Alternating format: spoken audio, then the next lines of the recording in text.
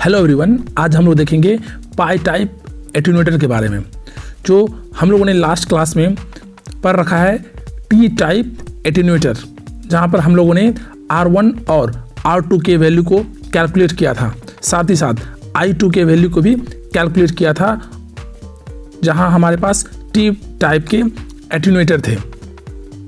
आज के क्लास में मैं आपको बताऊंगा पाई टाइप एटेन्यूएटर और इसे किस तरह से डिजाइन किया जाता है। तो चलिए स्टार्ट करते हैं पाई टाइप एटेन्यूएटर। सिमेट्रिकल पाई टाइप एटेन्यूएटर, जैसा कि आप डायग्राम में देख सकते हैं, हमारे पास एक सर्किट है जहां पर रेसिस्टेंस लगे हुए हैं। R1 रेसिस्टेंस है और 2R2 रेसिस्टेंस है और 2R2 रेसिस्टेंस है। साथ ही साथ हमारे पास आउटपुट रेसिस्टेंस है जो R0 से इंडिकेट किया गया है। अब इस नेटवर्क के डिज़ाइन को, इस एटेन्यूएटर के डिज़ाइन को आप देखें तो आपको समझ में आएगा कि ये पाई शेप में हमारा रेसिस्टर लगा हुआ है, जहां पर हमारे पास एक सीरीज में रेसिस्टेंस लगे हुए हैं, साथ ही साथ दो जो है शंट पैरेलल में रेसिस्टेंस लगे हुए हैं। और यहाँ से हम डिज़ाइन करेंगे हम लोग पाई टाइप के एटेन्यूएटर, जहाँ पर हमें कैलकुलेट करना होता है R1 के वैल्यू को और R2 के वैल्यू को। और ये R1 R2 के जो वैल्यू होंगे वो R0 के रिस्पेक्ट में डिज़ाइन किया जाता है। R0 के फंक्शन के साथ इसे कैलकुलेट किया जाता है। साथ ही साथ यहाँ पर जो एक कैरेक्टरिस्टिक कांस्टेंट होते हैं और प्रोपगेशन कांस्टेंट होते हैं, वो भी यहाँ पर देखने को मिलता है, जैसा कि हम लोगों ने पाई टाइप नेटवर्क में देख रखा था। Let's the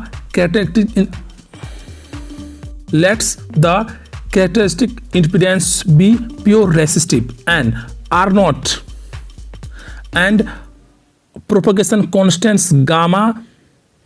Then according to the theory of symmetrical network, the shunt arm and series arm can be expressed in term of R0 and alpha। तो मतलब यहाँ पर जो है, जो शंट और सीरीज जो रेसिस्टेंस हमारे पास लगे हुए हैं R1 और R2, इसे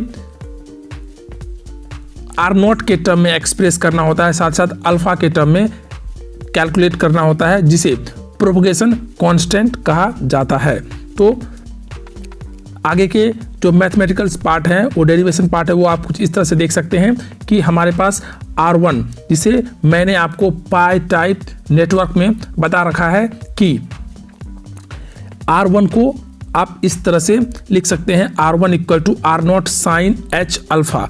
और ये जो साइन H अल्फा का वैल्यू है वो कुछ इस तरह से आपने देख रखा है, जिसे e⁻⁴ माइनस e⁻⁻ अल्फा/2 इस साइन H अल्फा को लिख सकते हैं।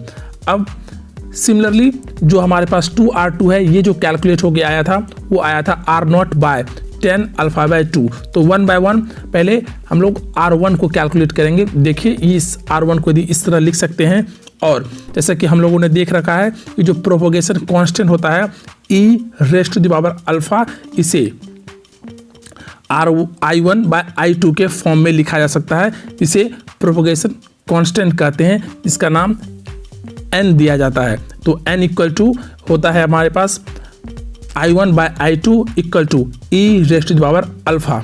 अब इस वैल्यू को जो जहाँ e⁻⁴ है वहाँ यदि n के वैल्यू को पुट किया जाए, और जहाँ e⁻⁻ है वहाँ पर ये रेसिप्रोकल के टर्म में लिखा जाएगा 1/n।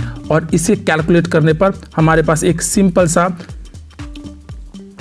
R1 रेसिस्टेंस कैलकुलेट हो सकता है, जैसा कि आप यहाँ देख सकते हैं कि e⁻⁴ का वैल्यू n और e⁻⁻ का वैल्यू 1/n के टर्म में यदि इसे लिखा जाए, और इसे कैलकुलेशन के बाद जो हमारे पास R1 जो रेसिस्टर के रेसिस्टेंस होंगे वो इस तरह से फाइंड आउट होंगे। R1 = R0 × n²-1/2n। तो ये हमारा इक्वेशंस A है, जिसे R1 नाम दिया गया है। साथ ही साथ सिमिलरली आप R2 भी कैलकुलेट कर सकते हैं, जैसे कि R2 में 2R2 equal to r not 1/10h e raised to the power alpha by 2, और इस 10h e raised to the power alpha by 2 को साइन h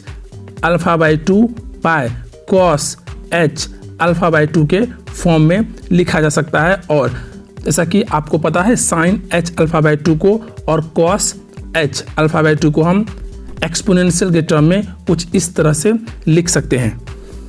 फर्दर इसके कैलकुलेशन के बाद ये टर्म कुछ इस तरह से यहाँ पर आपको देखने को मिलेगा। और यदि इस e raised to the power alpha by 2 को यदि इसके न्यूमरेटर और डिनोमिनेटर पार्ट दोनों पार्ट्स को e raised to the power alpha by 2 से डिवाइड कर दिया जाए तो इसमें बहुत सारे टर्म कैंसिल होंगे और हमारे पास जो एक टर्म बचेगा वो कुछ इस तरह के टर्म होंगे after multiplying both side.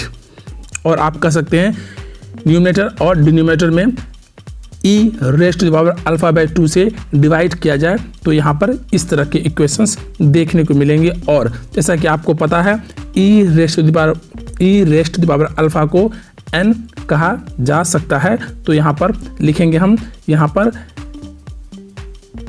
2r2 equal to r not n plus 1 n minus 1। तो ये हमारा इक्वेशंस बी है।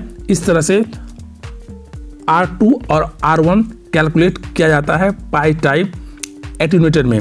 और इक्वेशन ए और इक्वेशन बी को ही कहा जाता है design equations of symmetrical pi attenuator.